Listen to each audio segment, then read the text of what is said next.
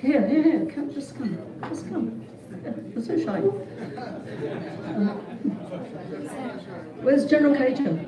Come on. Yeah, come to the stage so people see that we are Uganda High Commission's officers. I don't know anybody else who's here. No. Well, this is my team, and there are a few others who are missing. So this is General Kaija. If you feel unsafe, he's the one who'll look after you. Nothing to be unsafe about, Uganda. More unsafe in London than it is. Sam, it's okay. He's a Ugandan Londoner. My Deputy High Commissioner, Ambassador Mugerwa. Miriam Otengo, our commercial attaché, and Mr. Guma in charge of Council of Political Affairs, and myself. So it's really lovely to have you all to see how the gorillas are launched. I would be very quick just to say that we have a very, very, very special guest. I did not tell Dr. Gladys long before this happened because I wanted it to be a surprise.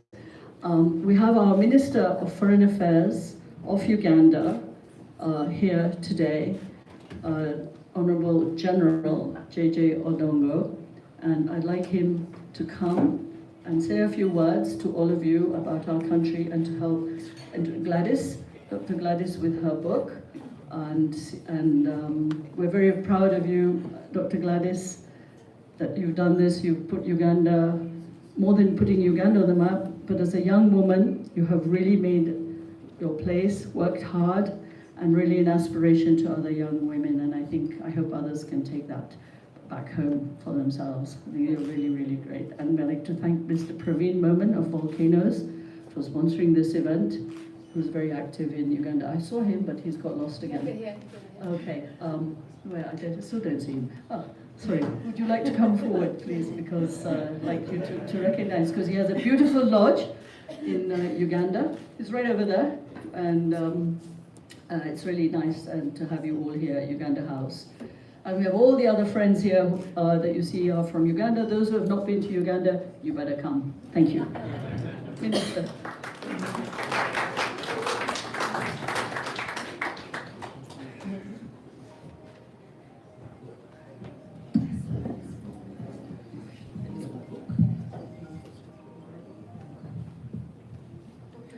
Good evening, ladies and gentlemen. It's a little hurried situation, but we'll see what we can be able to do. Nimisha has told you who I am. I'll not repeat that, but I want to use this opportunity, first and foremost, to welcome all of you. I know how you people here get extremely busy, and finding time to get involved in something like this is often a hassle, but that you've been able to find today is most welcome indeed. So welcome to Uganda High Commission, Uganda House, near Trafalgar Square here in London. We are here for one simple thing, to recognize the work done by Dr. Gladys in a very unique area. Many of us aspire to see this great, gigantic creature. Incidentally, the mountain gorilla exists only in Africa. And in Africa, it exists only in a small part at the heart of Africa. The largest population of the mountain gorilla, as we speak, is found in Uganda. So the chances for you to see a mountain gorilla is when you visit Uganda. The sad part is that until people like Gladys got involved, the population of this beautiful, gigantic creature was dwindling. And there was a threat that your grandchildren, your great-grandchildren would never see it. that because of the work of people like Gladys, the population is beginning to grow. And if many people join hands with her, surely we will be able to save this great creature. So I want to thank Gladys and her colleagues for this great work in saving something so magnificent, something so special, something so rare that we were threatened of losing. Today, she not only has taken the trouble to put down in paper what work she has been doing, so that even those who may not be here today, when they see that work, they will understand what it is that we are talking about. And so the main reason why we are here is to recognize the work she has done, what she has been able to put onto paper for those of us to read, for those of us to keep, and for those of us to share with those who are not here. Doctor, I can only say that this work helps us, for those of us who do not get the opportunity to see the gorilla as closely as possible. I want to recommend to you the work by Dr. Jane, Walking with the Gorillas, a journey of an African wildlife vet. Because she has lived, she has worked, she has observed this magnificent creature. And when she tells you from a personal experience. I would like to congratulate you, and I would like to commend this book to all of us. Cheers. Thank you so much, Honorable. Such a wonderful surprise that you've come today for the book launch. And thank you so much, Your Excellency Nimisha, and everybody here. I can see our donors are here. Tusk is here, Charlie, Junior Notes, and so many people here. Cousins, friends, colleagues, sponsors, Praveen, everybody, and my family, of course, are here. Lawrence Indigo and Tendo. So we hope that you enjoy the rest of the evening with us. We have many surprises for you. I've been wanting to do this for a long time, and I'm so glad that the book is finally written. Thank you all so much for the support.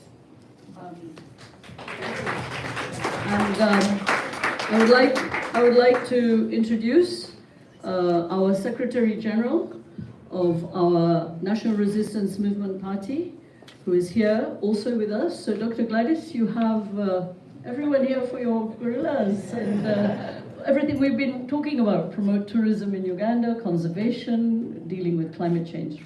Right Honourable, please, if I may introduce you, come and say a few words about Uganda and her book and conservation, please. Oh, wow. Thank you and good evening, ladies and gentlemen. We are happy for the launch of the book, and we congratulate you for putting up these ideas in a book. And we also thank you, our friends, for coming to join us in this wonderful launch. It is more than a book. We invite you to come and visit Uganda and have the experience of these wonderful friends. When you come to Uganda, I'm sure you'll get more than what is in the book. And then Uganda is open. You'll see more than just the gorilla. There are many others that you can pick from. And it's quite a wonderful country to be in. Free entry, free exit. So thank you so much, and I congratulate you. And I think I've done my part. Thank you. Thank you very much, sir. And thank you so much for all the support. And I hope you enjoy the book. Look forward to your review.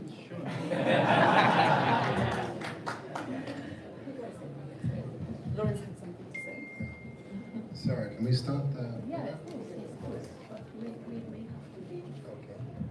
I'm sorry, my minister has to leave shortly, so we will quietly leave everybody else here.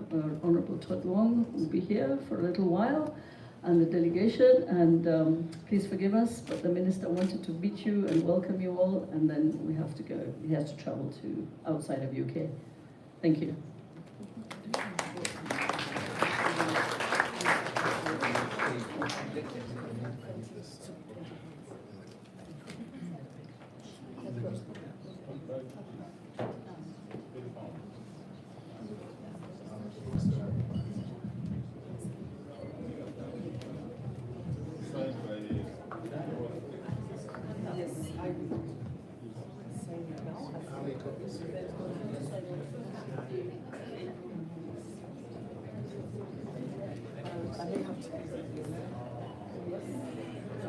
So we were just giving you about 2 minutes break for signing. Dr. Gladys is signing some books. Volunteers, can you bring 5 copies here, please, for signing? Thank you very much. Maybe in the meantime, you can get something to drink as we proceed with the program.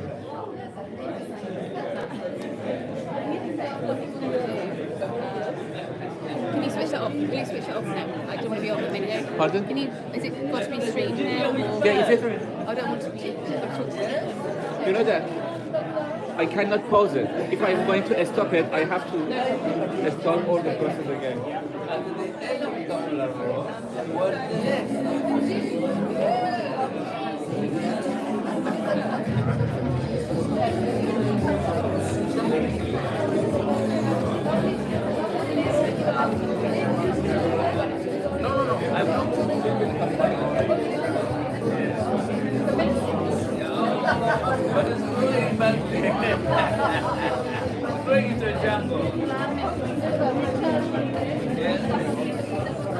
You know that every time I'm going to pause it or stop it, I have to start again and input all the scripts and everything, and it takes at least 1 minute. Sorry, I couldn't be out. No, I'm so sorry. How wide is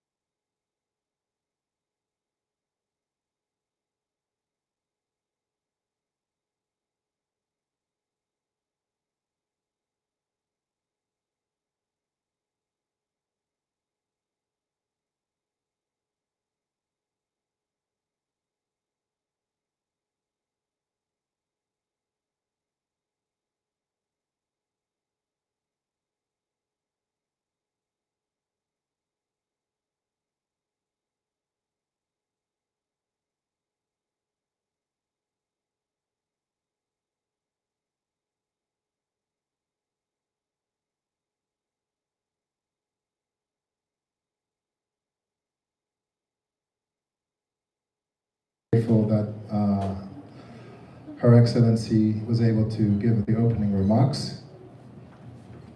And to fast track the program, I'm going to read a small part of the foreword by Dr. Jane Goodall.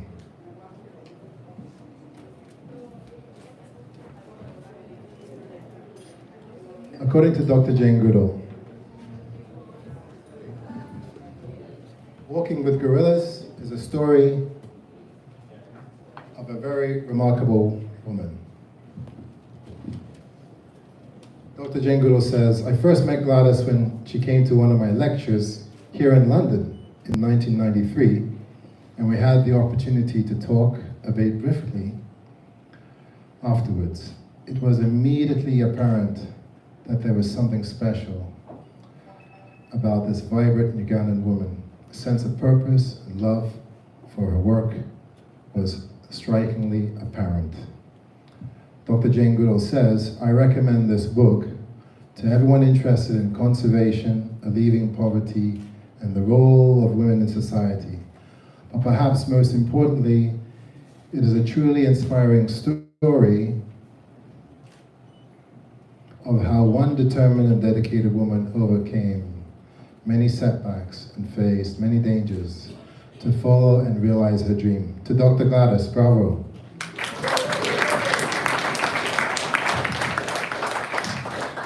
As we continue, I would like to mention that today we happen to have, and we're very delighted to have, award-winning podcaster, author, and psychology lecturer Claudia Hamud, who will be interviewing Dr. Gladys tonight. Please stand up for recognition. To tell you a little bit about Claudia, she is a presenter of several podcasts and radio shows, including All in the Mind on BBC Radio 4, which covers psychology, neuroscience, maternal health, and the weekly global health show, Health Check, on BBC World Service, which she has presented for 17 years. Well done. Moreover, Claudia is also a visiting professor of the public understanding of psychology at the University of Sussex. Now, Claudia has also authored a recently published book, The Keys to Kindness, How to Be Kinder, not only to yourself, others, and the world. But before I hand you over to Claudia, who will be interviewing Dr. Gladys, let us pause for a moment and watch this remarkable video clip.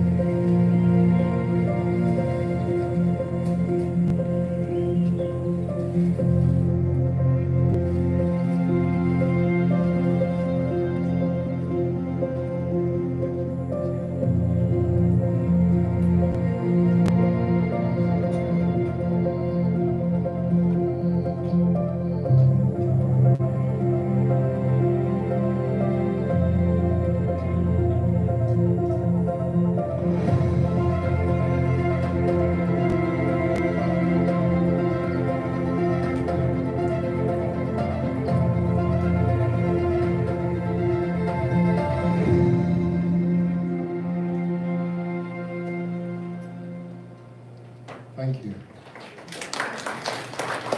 Claudia, Dr. Gladys, the stage is yours. Thank you.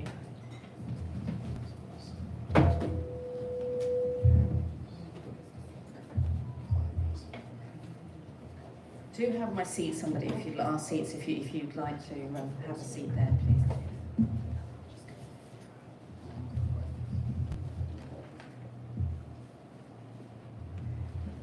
Well, it is wonderful to be here tonight. Thank you so much for inviting me to talk to Dr. Gladys about these wonderful animals. I mean, just seeing that video there reminds you just how amazing gorillas are. What is it for you that is so special about this animal in particular? I would say that the mountain gorillas, I mean, ever since I first saw them, I felt a really deep connection.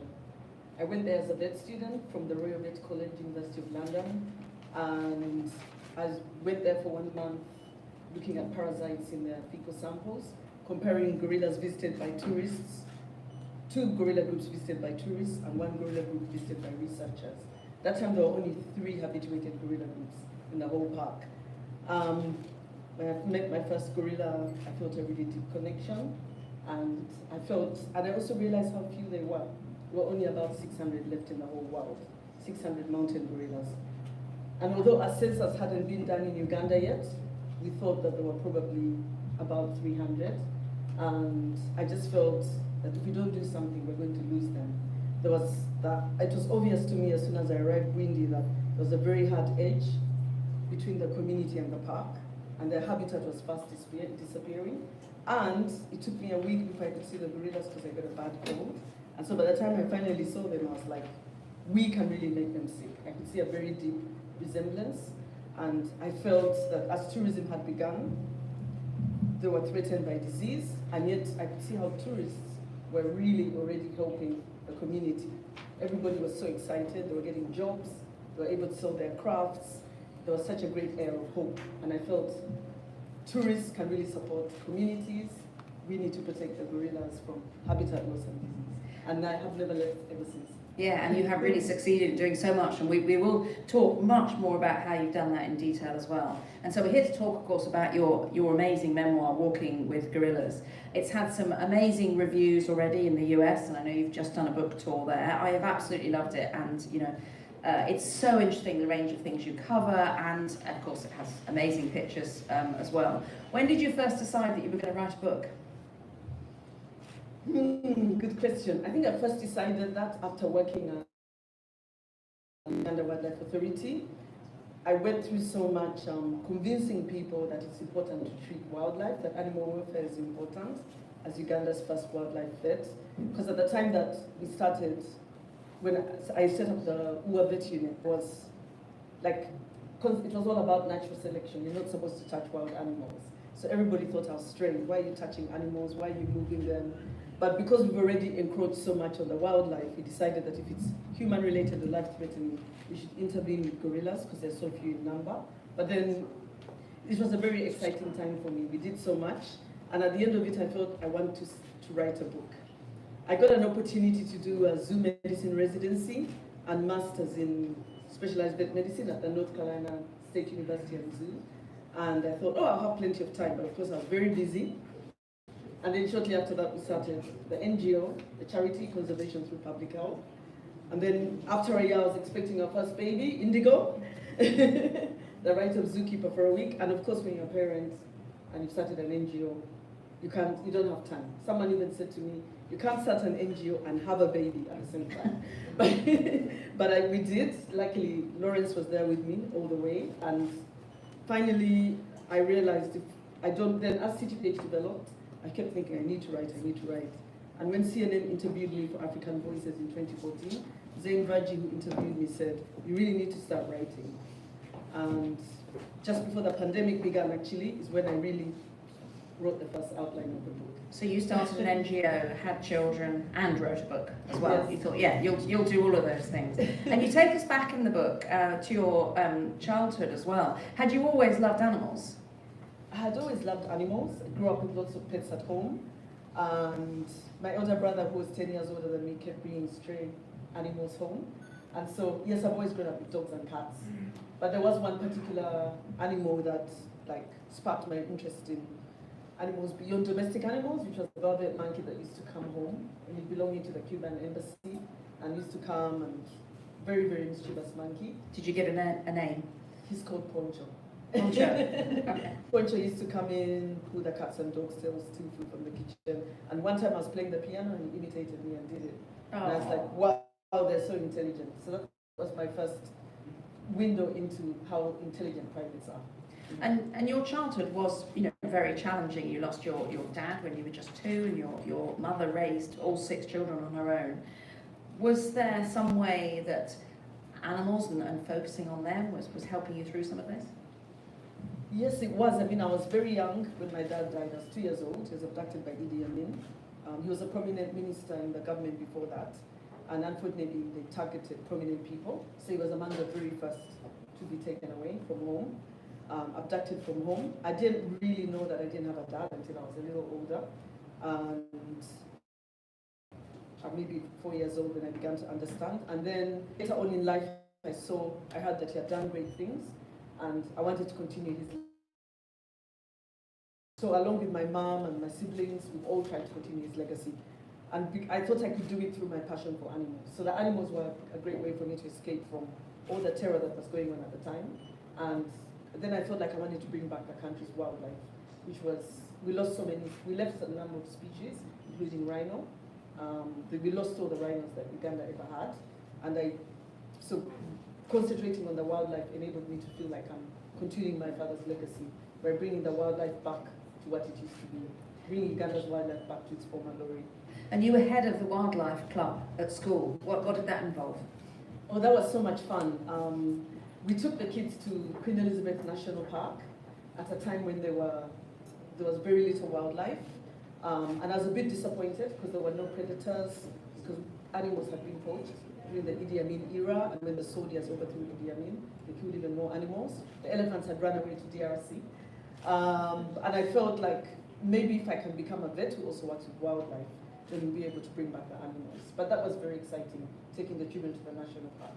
And I noticed you said in the book that when you were at school, you were almost sort of teased for thinking that gorillas were these sentient animals. Were there kind of differing attitudes towards them? Yeah, I guess a lot of people felt that animals don't have souls, which I still believe many people do. But I felt that they did. They all have different personalities, which I learned from the different pets I had at home. And yeah, I always used to, my cousins, in fact, some of them are here. They remember how they'd come home and I'd make them carry my pets and how upset I'd get when anything happened to them. And so you decided that you would become a vet, and you studied at the Royal Veterinary College in London. And how were vets and the whole idea of becoming a vet, how was that perceived back home in Uganda by people you knew? Back home in Uganda, everyone felt that veterinary medicine is not really important in a place where there's so much human suffering. And I was told that why don't you, if you're going into medicine, you might as well treat people instead of animals. But I hated seeing animals suffering.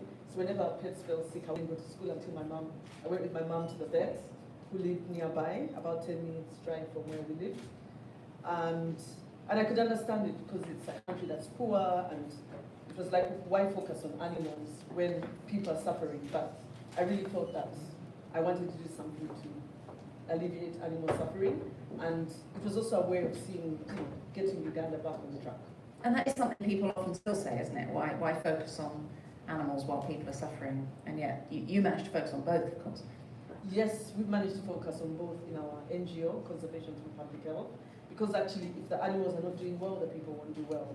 And if the people aren't doing well, the animals won't do well. And that's something that I've seen all through my conservation journey, where we're improving the health of the people, the gorillas and other wildlife together. And you listened to a lecture by Jane Goodall, the primatologist who Lawrence read from her introduction earlier. You heard in a lecture about this job of the perfect job for you, if you like, but that perfect job you wanted as a vet didn't exist. What did you do about that? How did you make that job exist? Well, after studying the gorillas in Bwindi for 1 month, I felt that they needed a vet because gorilla tourism had just begun, and they were all concerned about diseases that tourists could give gorillas, like flu or even COVID-19. And so in my final year of vet school, I wrote to the executive director of Uganda National Parks, Dr. Eric Droma, and I told him, this is what a vet does, and this is how I can help you in Uganda. And to my surprise, those days there's no emails. So it's a snail mail letter. A few weeks later, I got a letter from him saying, your job is waiting for you. I'm like, what? Yeah, so that was exciting, but I got cold feet a little bit, but later on I was like, no, I need to take up this job. So that was my first job straight out of vet school. And have you ever felt in danger when you've come into contact with gorillas? I mean, I haven't seen, you don't hug them for photographs and things like that. You keep your distance, but have you ever felt in danger? I wouldn't say I've really felt in danger. I mean, sometimes, of course, when we've got a bit too close, I've been charged by them quite a number of times. What do you do then? When they charge, you're supposed to stay still. Because if you run, they can run way faster than you. They may look big and clumsy, but hey, That sounds they're quite way hard, fitter though. than human beings. You'd have to be quite brave to stay still. So is that what you've done? You've just stayed absolutely still and You they've have charged? to stay still and be very submissive. Yeah. But I have been chased by elephants. Yeah, that was pretty frightening. I ran faster than the men. Right. Right. An elephant were going to treat and he started chasing us. So I ran faster than the rangers and the German vet flew away. And the gorillas, as we've heard, are in the Burundi impenetrable forest, and that's in southwest Uganda, and it's far from where you were living. How much of a struggle was it to get people on board with what you wanted to do when you weren't from that area yourself? I'd say that the Bachiga people from where the gorillas are in Burundi are some of the most friendly and welcoming people in the world. I mean, they really embraced me. They're very excited to see me there. I mean, when I went as a vet student, they were like, oh, we have an African person studying gorillas. They loved that because they hadn't seen it. And then when I started out as Uganda's first wildlife vet, the rangers really respected me because I was a senior person coming from headquarters to trek gorillas with them, and they used to make sure that I walk in front because I was not as fit as they were.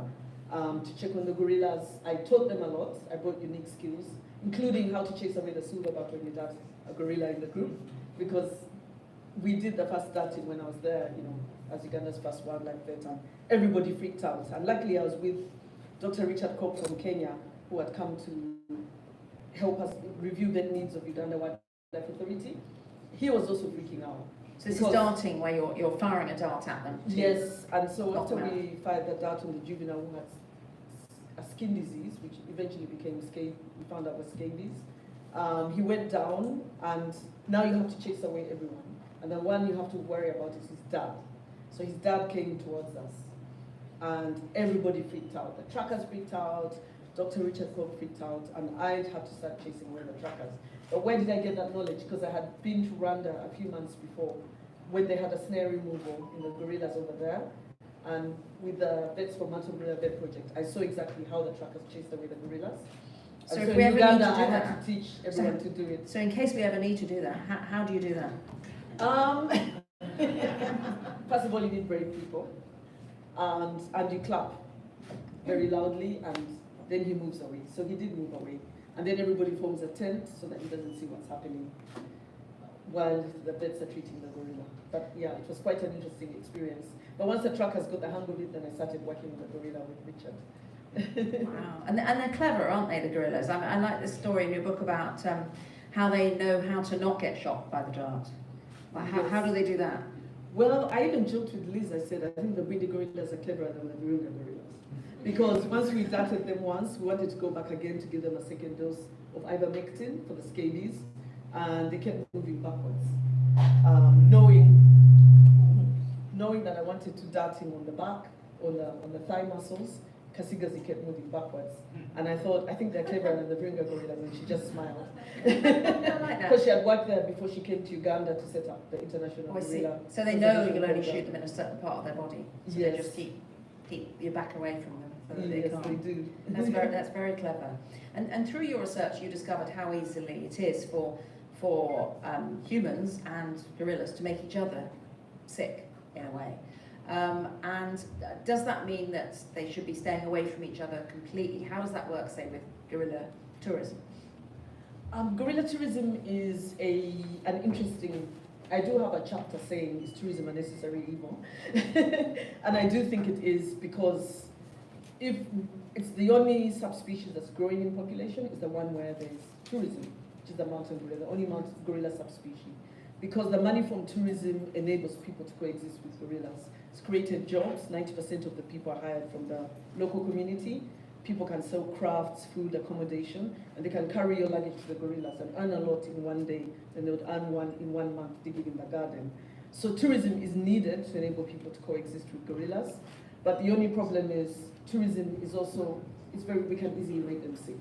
And this became a very big cause of concern during the COVID pandemic, because we are all supposed to be, it started out at 5 meters, then gorillas started getting closer to people and people closer to gorillas, then we increased it to 7 meters, and even then, we got really close. So when the pandemic started, we led the effort to make sure that everyone wears masks when they visit the gorillas, the rangers, the tourists, and everyone.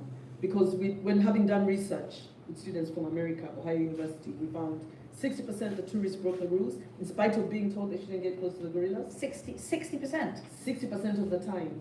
And then 40% is the gorillas who broke the rules, because they're very curious. And so mask wearing had to be put in place there and then. And of course, if you're sick, you're not allowed to trek. And we try to enforce social distancing and hand hygiene, which fortunately are messages that went out during the pandemic, so everyone understands those 3 messages. And of course, when tourists couldn't come, that left local people without the income that they would get from tourists coming during COVID.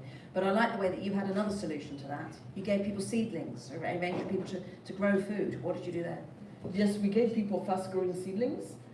We called it Ready to Grow, because unfortunately, one of the famous gorillas in Windi was killed by a hungry bushmeat poacher. It's called Rafiki. It's called Rafiki, which means friendly in Swahili. And basically, because there were no tourists coming in, poachers were setting more snares because they had no money. You'd find that a porter, his dad is a reformed poacher. And as long as his dad is making money, he won't enter the park to poach. But now that, and once his son is making money, he won't poach. But now his son wasn't bringing money home, and people are going back to hunt. And so this particular poacher was spearing a bush pig, because people don't eat gorillas in Uganda, but they eat small bush pigs and daika, the small antelope. So he speared the bush pig, he screamed, and the gorilla was protecting his family and charged. And then he speared the gorilla out of self-defense. And so I suddenly realized that if we're going to have more people like him, if we don't do something about giving them some food to eat during the pandemic, which is something we continued beyond the pandemic. This particular poacher got 11 years in jail, which is the longest anyone has ever gone in jail for killing wildlife in Uganda. You know, he got it in jail for killing the gorilla and the daika and the bush pig, which was a victory for conservation. But however, there were many more people like him, and people were going to go back. So we got together, actually with advice from the Lago Foundation, and Raising the Village, which is nearby, it focuses on community development. We got the idea of starting to provide fast-growing seedlings to communities who are really struggling. We started off, the poacher's wife was a major beneficiary. She was 22 years old and had 3 children under the age of 3. So she really, really struggled, and we found that she really needed help. And we gave fast-growing seedlings to 1,500 homes. Wow, that's a lot of homes. Yeah, it is. Yeah. And so is that very deliberate that you're determined to do things that help the local community of people as well as the local community of gorillas? Yes, we do. Because you can't, I mean, as long as people are hungry, they're always going to enter the forest to poach. We actually distributed a questionnaire for the first 1,000 before they could get their seedlings. They had to answer questions. And they did say that they're poaching because they're hungry, majority of the people. And I realized that food security is a very important component of our One Health approach to conservation. Yeah, it's interesting, this One Health approach, and it's something we've been talking about a lot on Health Check that I present on the World Service, this idea of looking at the health of humans and other animals and how they can influence each other, and how there seem to be benefits for both sides, if you like. There's benefits of vets and doctors working together. Why do you think the One Health approach is so important? What's it mean to you? It's so important, and I guess I discovered it having found that people were making gorillas sick. That was one of the first cases I had to handle within 1 year of starting my job. And it made me realize that we couldn't really keep the gorillas healthy without improving the health of the people.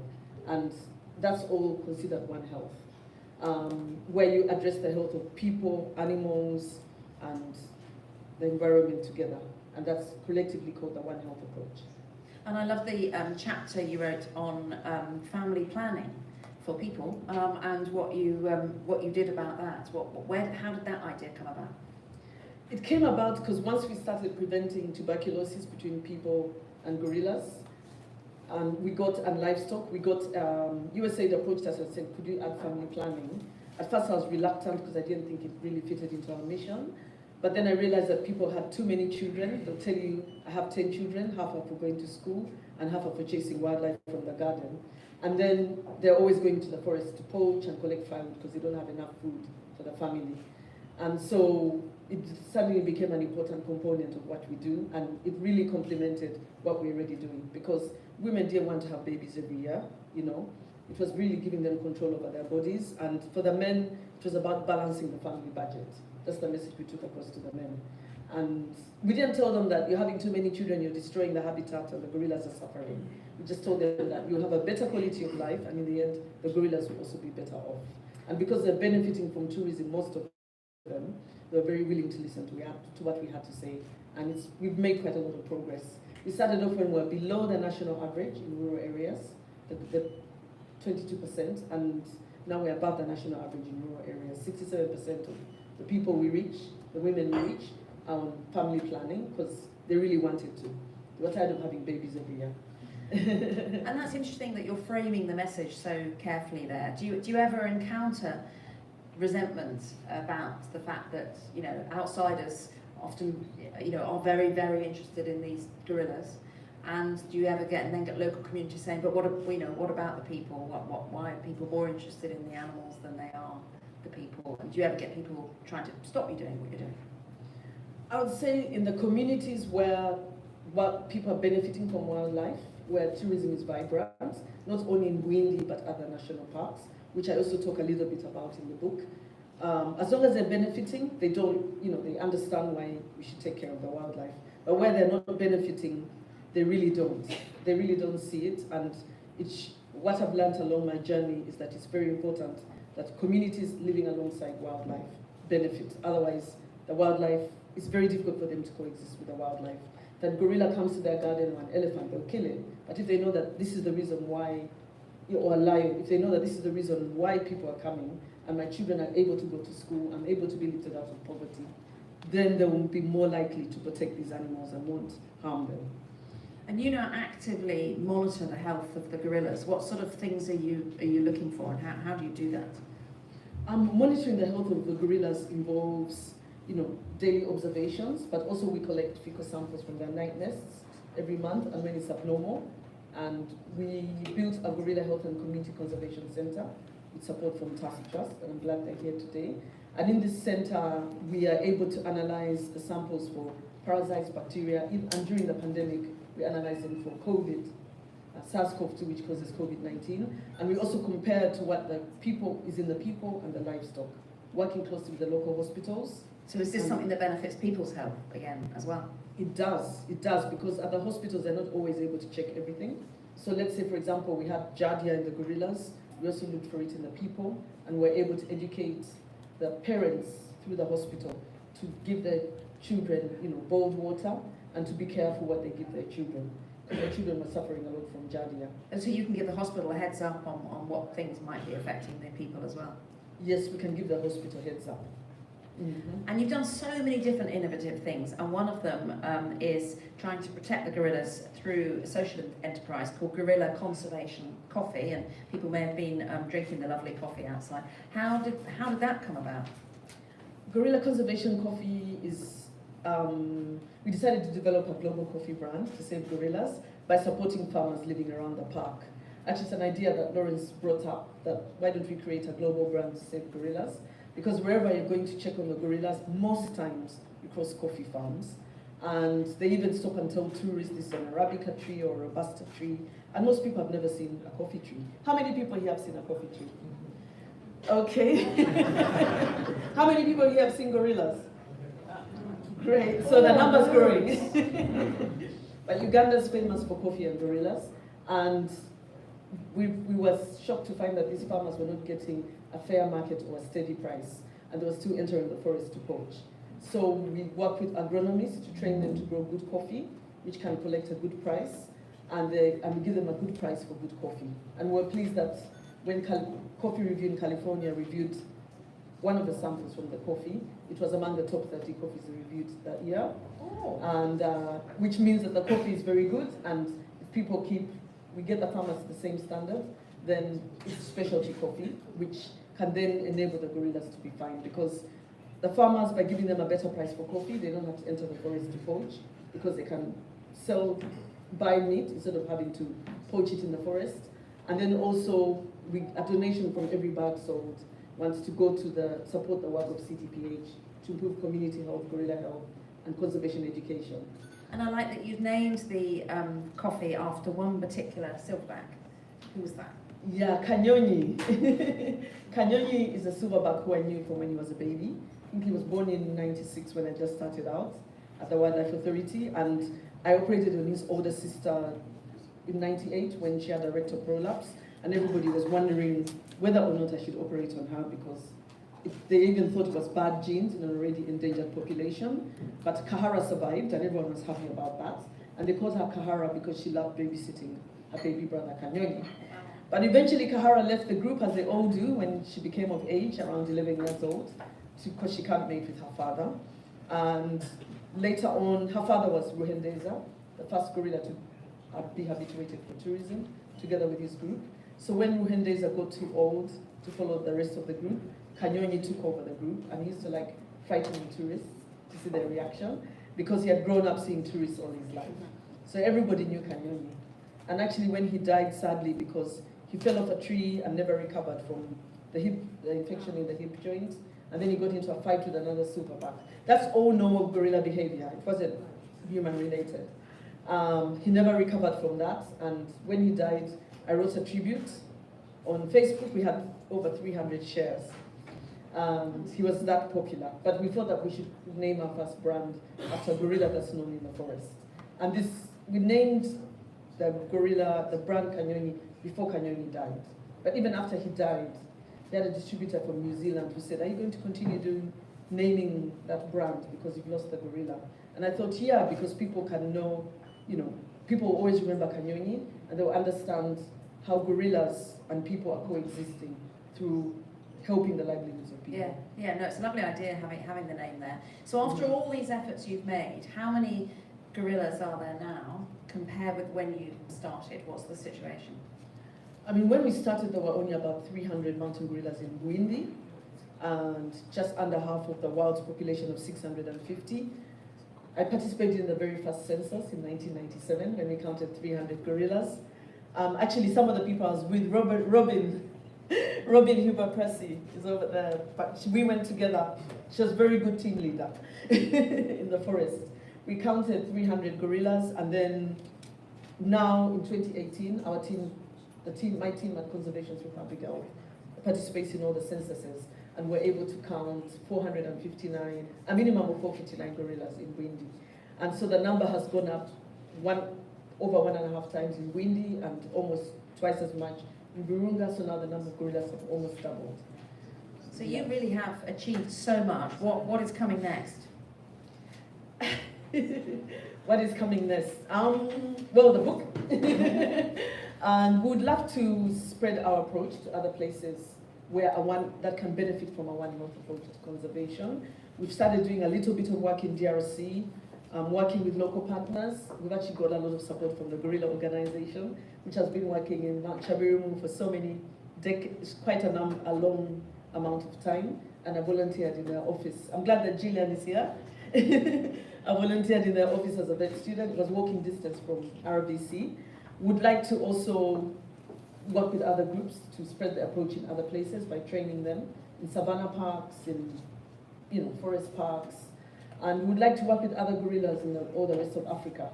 Some of what we're doing is already spreading. Like during the pandemic, we developed a policy brief on responsible tourism to great apes, and we work closely with Praveen, who's here today, and Volcano Safaris.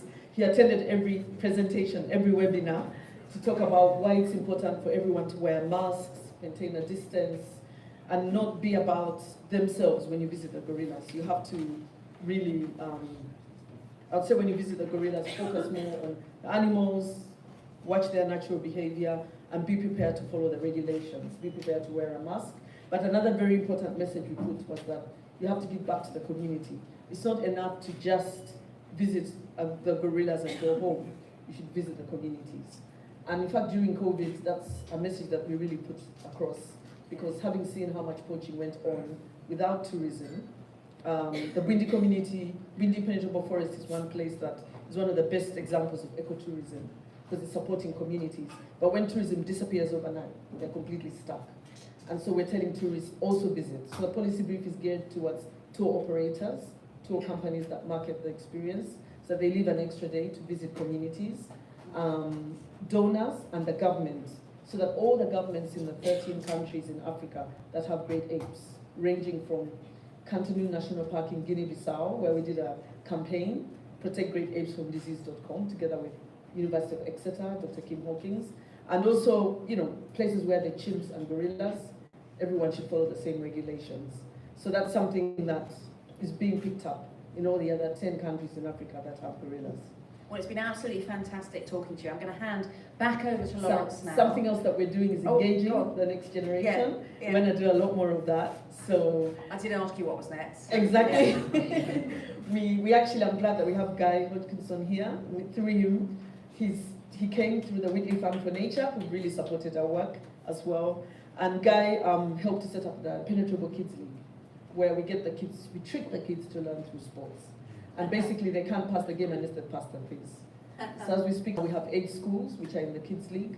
We also got support from National Geographic recently to start a STEAM program. And we're trying to create a homegrown movement of African primatologists.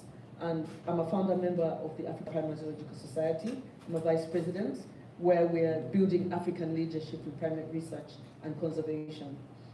I'm also on the Women for Environment Leadership Council, because we want to build more female leaders in conservation, and working together with other female leaders in Africa. Do you ever sleep? I don't think you do. Can ask my husband and my sons. It's extremely impressive. Amazing number of things that you do. I'm going to hand back over to Lawrence now, but thank you so much for the amazing talking to you. Thank you so much, Lily.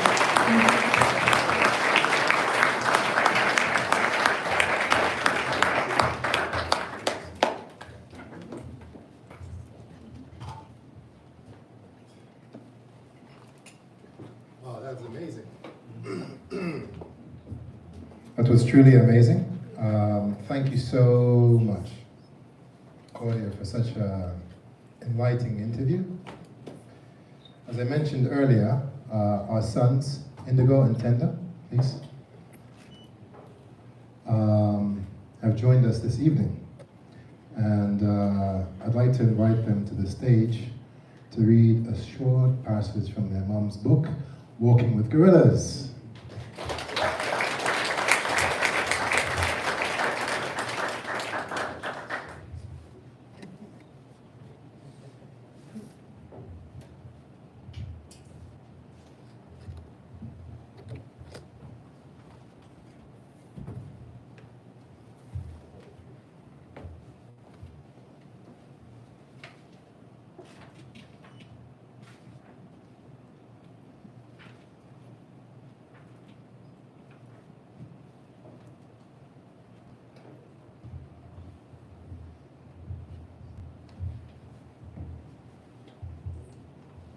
Hello everyone.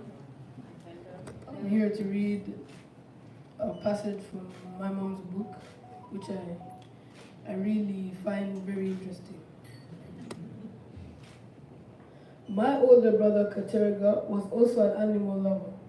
He wants to return for my auntie Gladys's. He started bringing stray animals home. The first one I remembered as a child was a stray pygmy cat called Pilly, who became my favorite. She was absolutely tiny and never grew beyond the size of a kitten. Unfortunately, the dogs often chased Pilly and one day killed her. I was devastated by this loss.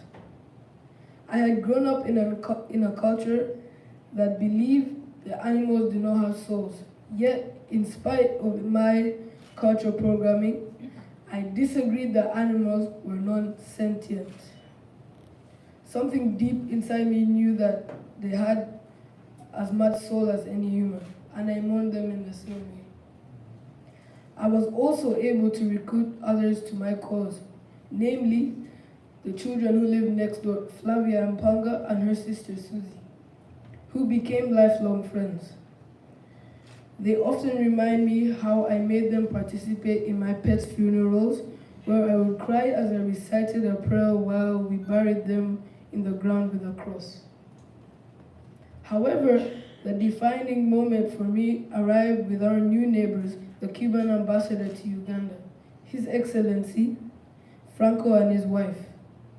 They lived in the house opposite ours and became friends with my mother, often coming to visit her. Not long after moving in, they acquired a pet vervet monkey named Poncho, who liked to sit on our gate and stare down at me. I was fascinated by his fingers and fingernails that looked exactly like mine, so human. When I wasn't looking, Poncho would jump down into our compound and start pulling the cats and dogs' tails. Sometimes Poncho would steal bananas from the kitchen window. When you chased after him, he would jump over the gate and run back home. One day when I was practicing the piano, I felt like I was not alone. I realized that Poncho was watching me intently through the window. Having begun to understand how playful and intelligent Poncho was, I decided to leave the room and left the door slightly ajar to see if he would try and imitate me. Sure enough, Poncho climbed onto the stool and played one note with one finger. I was so excited that I rushed into the room, and of course Poncho ran away, back through the window to his home across the road. He was my first venture to studying primates. By the age of 12, I had decided to become a veterinarian.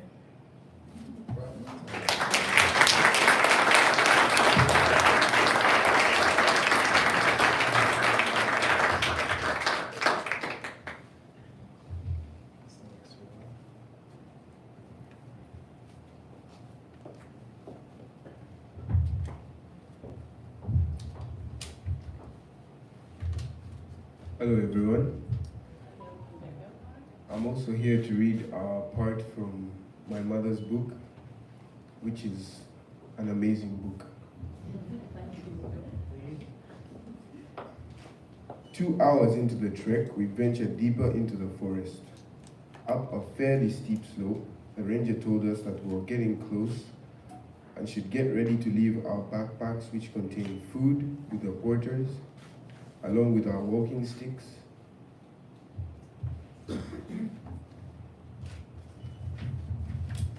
The origin of the rule about the walking sticks is explained in Thor Hansen's book, The Impenetrable Forest. While habituating the Katendejere guerrilla group, the country director of the Peace Corps volunteers came to Bwindi as part of the mock tourism trek to get guerrillas used to visits by white people. On one occasion, the silverback gorilla grabbed a stick from one of the visitors and was about to beat him with it for daring to threaten him in his territory. My heart started beating faster as I knew we were close, and I eagerly gave my walking stick to the porters who had accompanied us. And then I saw him, Kachipira, an adult male silverback, my first encounter with a mountain gorilla. He was on his own that day, which was unusual. He was extremely calm, chewing on a piece of bark. He had a deformity on his hand, earning his name Kachipira, meaning broken hand.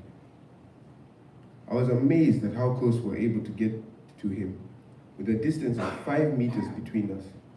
Kachipira looked huge and unnervingly accommodating to our presence. I stared into his deep brown eyes.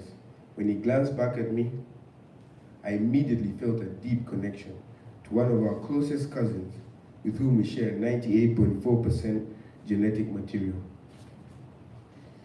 The hour went by far too quickly. The next day, I visited the Mubare gorilla group and saw all 13 gorillas in the group. where the lead silverback, Ruhondeza, meaning he likes sleeping so much, had 6 females with 4 babies and 2 juveniles. One of the juvenile gorillas was named Bob.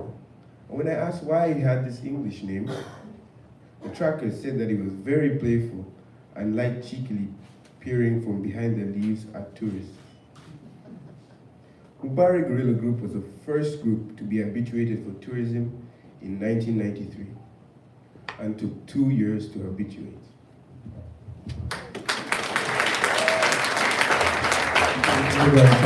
Take your seat.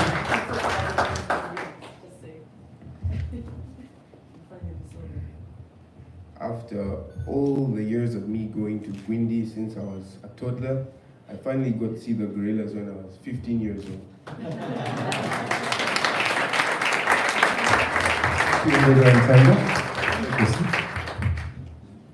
And so, as the story goes, all things have to come to an end. We are incredibly grateful to everyone who has made this evening possible, including Her Excellency Namisha Advani, Mr. Sam Usoke, and team from the Uganda High Commission here in London. I want to mention something. In 1979 and 1980, there's a photo there of Engineer Zikusoka, Uganda's first civil engineer. We remember you, Tata. We love you.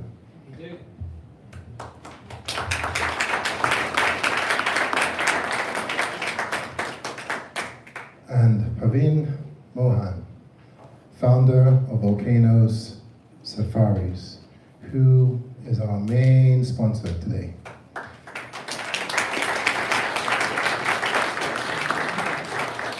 Volcano Safaris is Africa's leading conservation and hospitality company. Recently celebrated its 25 years, and before calling Mr. Praveen to stage, we would like to play this short video. Hard to believe it's 25 years of Volcano Safaris. This handful of pictures tell a big story. At heart, this sort of journey that you've developed can be quite a solitary journey. And you realize very quickly that you cannot do this on your own.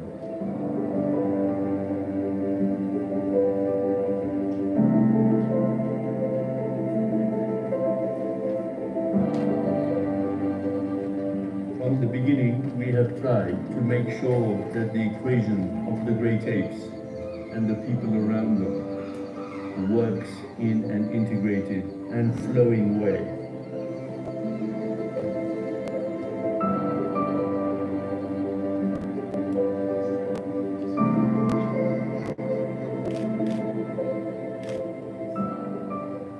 I believe we have created a pathway that is distinct of how to build small lodges that are warm and welcoming, that are important beacons of hope in difficult areas.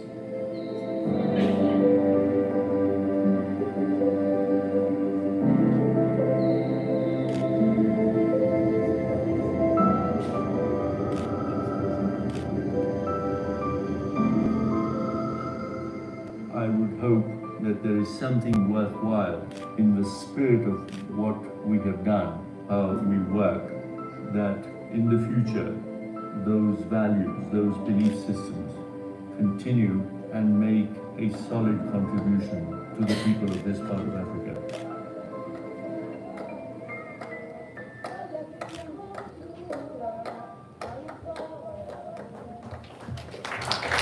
Over to you, Praveen.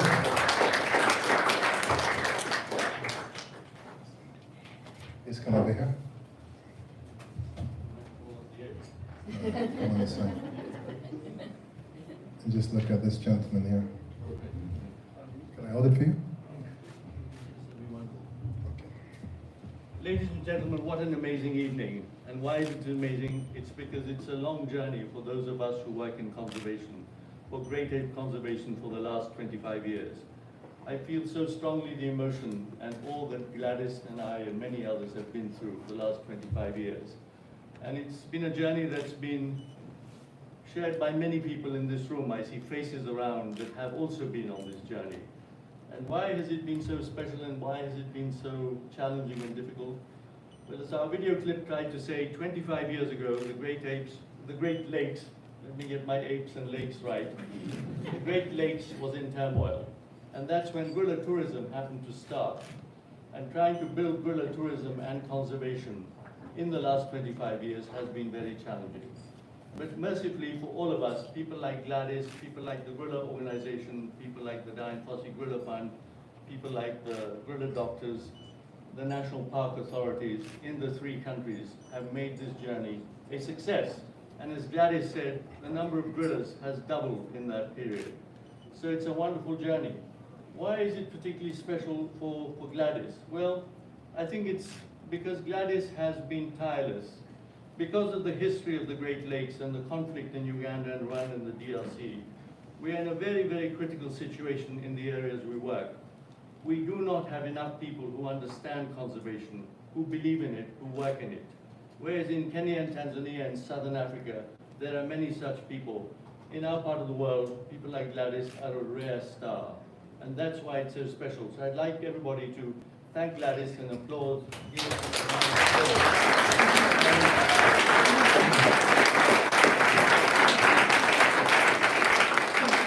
I've known Gladys 25 years and we've been on this journey together. But I have to say I've known her mother since I was a small child in Kampala. There are 2 Ugandas. There's the Uganda pre-1972 and the Uganda that was lost after that period and has only now started, the country has only now started going somewhere.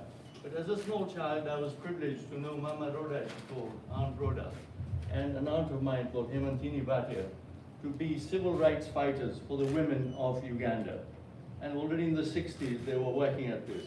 So it's a privilege to know Gladys and her mother, and I was actually at school with Lawrence's uncle. Uncle Agri. So there's a long connection somewhere hidden away, which is quite rare in our world. The message of this evening is this, that Gladys's work as a vet, as a conservationist, as a champion of gorillas is important because of the One Health philosophy. It's very easy to either focus on gorillas or people, but this philosophy of focusing on both, this practical strategy, is critical. And I think the other thing I'd like to stress is this, the gorilla habitats are some of the tiniest in the world. I don't know if you appreciate that. Whereas somewhere like Yellowstone National Park is 70,000 square kilometers, and Serengeti is 30,000 square kilometers. The 4 mountain gorilla habitats, the 2 in Uganda, Windi and Mugahinga, and Parc National de Volcan in Rwanda, and Parc National de Virunga in Congo, collectively are 700 square kilometers. So if you look at the context of that, we are facing major challenges in our area, especially as the population in the Great Lakes is set to double in the next 25 years, and the challenges of urbanization and of consumption also increase. So the work that Gladys has been doing on health and disease is critical as populations are close to gorillas. So I want to congratulate Gladys on her outstanding vision and from being a friend and a partner and for inspiration. What I would also like to say in conclusion is this. My own connection to the gorillas go back in the 1960s. I went walking in Mugahinga, in the Virunga volcanoes, with my father when I was 12. And that's what inspired me to go back in 1997 and set up volcano safaris. In 1997 now seems a million years away. It's been a very difficult and complex journey, as I said, for all of us. But there's also been huge progress on conservation with the increase in gorilla numbers, with the the amount of money that comes in from great ape tourism. But we need to be very, very careful about ecotourism. And that's what I want to leave behind is in these few comments. That ecotourism is central to the survival of the great apes. But of course, too much tourism, as Dian Fossey said, will kill the apes. So it's a very, very difficult balance. We need to control tourism. We need to have sensitive and controlled ecotourism and make sure that all stakeholders, especially the tourism private sector, have a role in ensuring that this sensitive and controlled tourism applies and that the protected area authorities enforce the health and distance protocols that Gladys talked about. That's the only way, I hope, that the great apes will survive and continue to prosper and continue to contribute to the livelihoods of communities nearby, and hopefully to give us inspiration for the future. Thank you everybody for coming. Thank you Gladys and everybody else.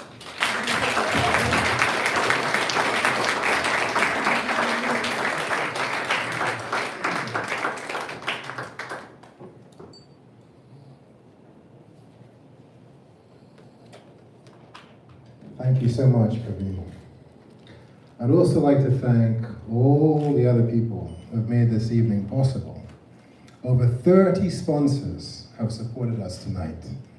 We really appreciate all the hard work that has gone into helping us promote Walking with Gorillas, UWA, UTB, CTPH, Gorilla Conservation Coffee are raising awareness about the plight of gorillas. I recognize Tusk Trust and all the lovely volunteers from Fuzzplat and Cox Green schools wearing the red.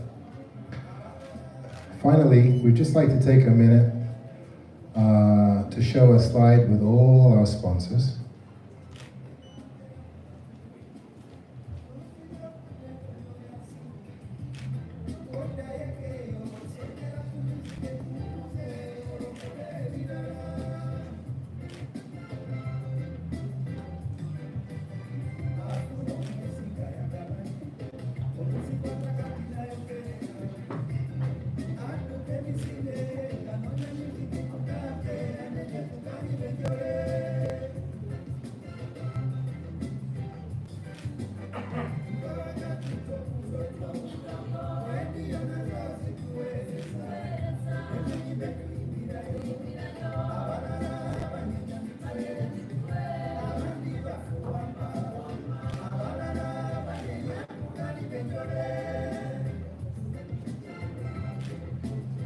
A round of applause to all our sponsors tonight. Thank you very much for coming.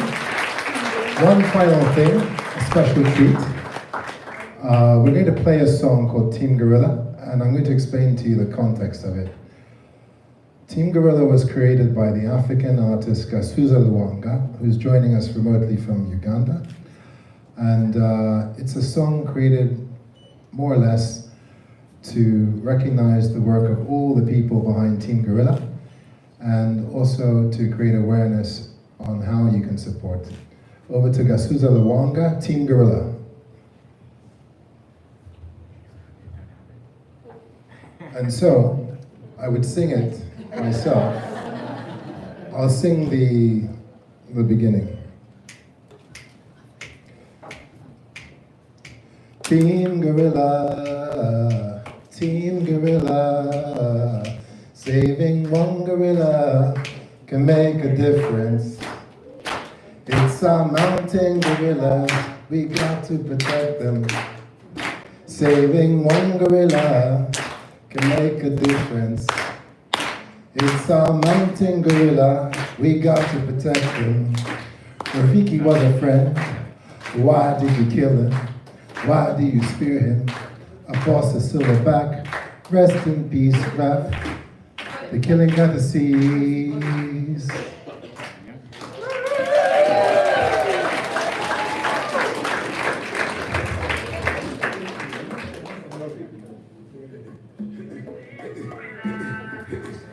Team Gorilla, Team Gorilla.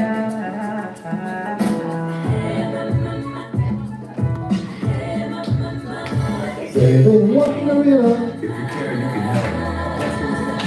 It's just like us. Same DNA. Saving one gorilla can make a difference. It's our mountain gorillas, we got to protect them. Saving one gorilla can make a difference. It's our mountain gorillas, we got to protect them. We're picking with the present, late race extinction, habitat shrinking, our heart, a little conviction. I see it approaching, on the land You're coaching, of a heart. Saving one gorilla can make a difference. It's a mountain gorilla, we got to protect them. Saving one gorilla can make a difference. Protect the mountain gorilla, you can make a difference. Refugee was a friend, so why did you kill him? Why did you spare him? A boss a silver man, rest in peace from the killing that we see. They got hands like you, feet like you. They're just like you. One gorilla can make a difference. It's our mountain gorilla, we got to protect them. Saving one gorilla can make a difference. Protect our mountain gorilla, make a difference. Gorillas are herbivores. They generally pass animals, but the silverback will defend its true threat. Getting on my chest like a silverback.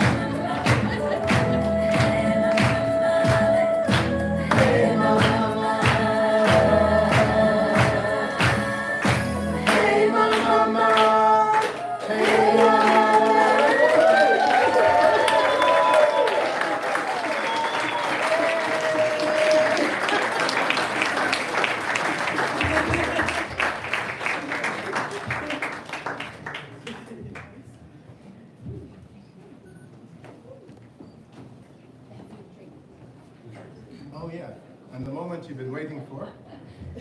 Food and drinks are served. There is one thing I want to mention. That is that we have refreshments provided by Harriet Nakajako, providing Ugandan crepes. Harriet, are you here? And also Gorilla Conservation Coffee. This is Galeto, thanks to Augusto Galeto. Grazie.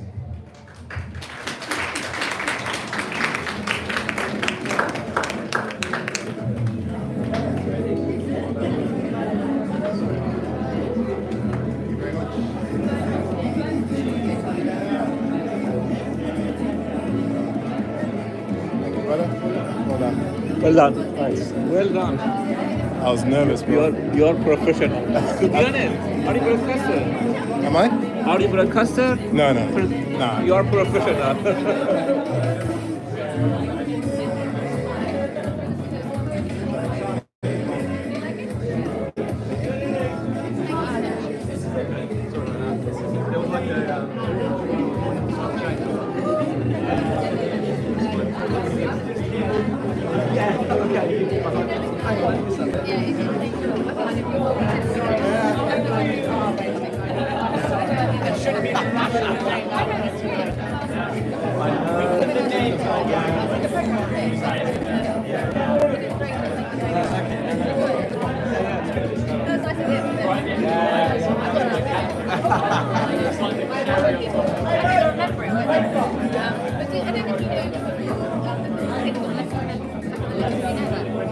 I only saw that message and got my phone out about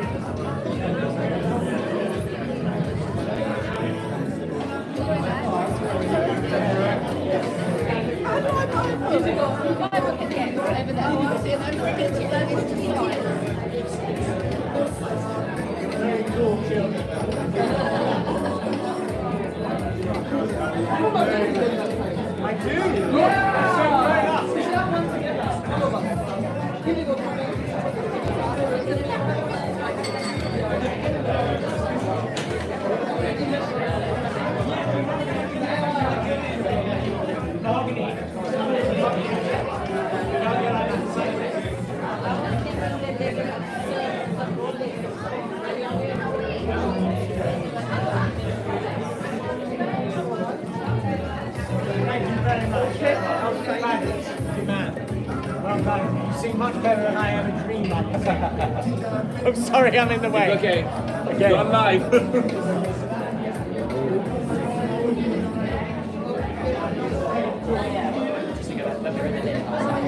There's so much going on, and now she's got to deal with us. These are beef, okay?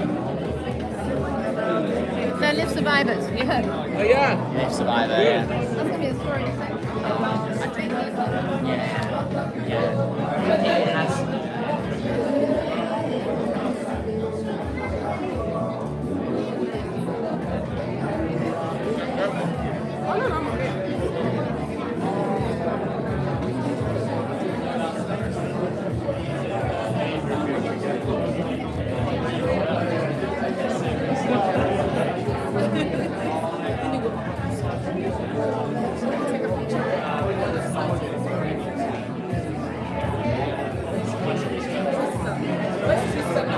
Kristen is in the army, 12 Marines. Wow. He's going to end up in the Middle East. Wow. Yeah. Yes. Serious? Yeah. And he's got some fashion. Sustainable fashion. That's amazing. It's called positive fashion. That's great. Yeah. So that's interesting. Yeah, that's cool. You met? Yeah, you met all of them?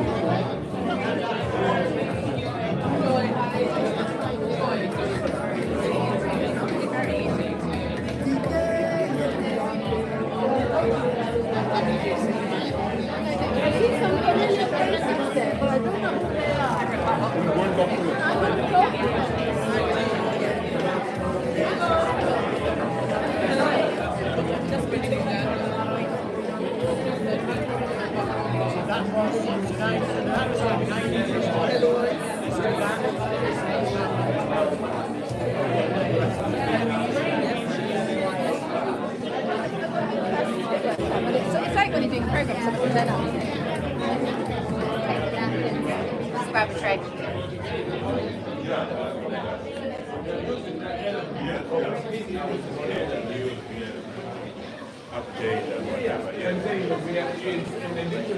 Now what?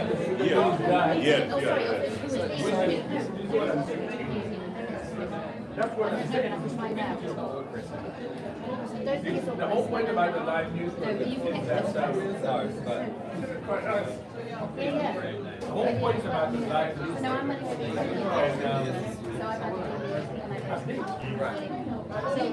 And then I donate back to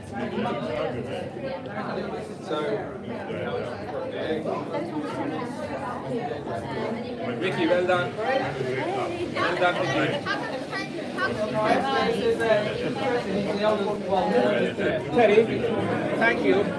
Well done. Thank you. Here's Terry, who managed all our technical tonight. Thank you so much, Terry. Thank you. How did the live stream go? Go. Yeah, Open or up? steak and meatballs. They're meat and Sarah, thank you. Say hello to your audiences, please. Thank you so much.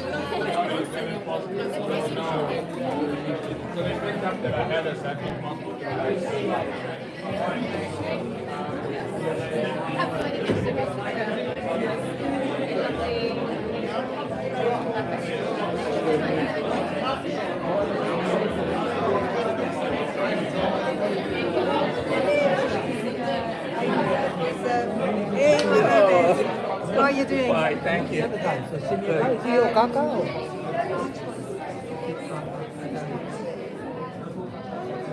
Thank you, Caroline. Thank you. I'm looking probably large.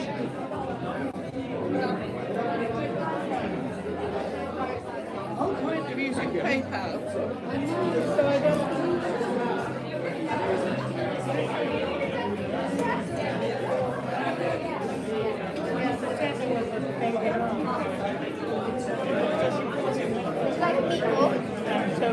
My aunt came too, so it was 3 for 1.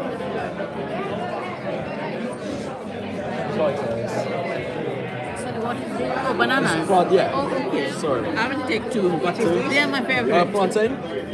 Plantain? It's like bananas, I think. Oh. I know this dish.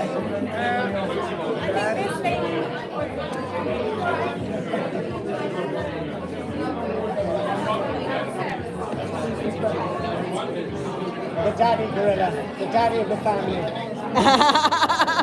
The daddy of the family. This is the daddy of the family. Brilliant. The silver. Well, yes, I've got silver. Both sides.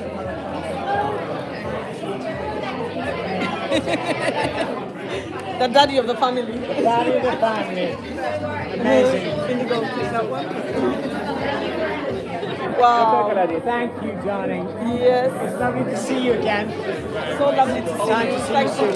And I'm glad you came. Cool, I'm so glad you come. Bye-bye. Thank you very much. We'll see you very soon. You're coming back to Uganda?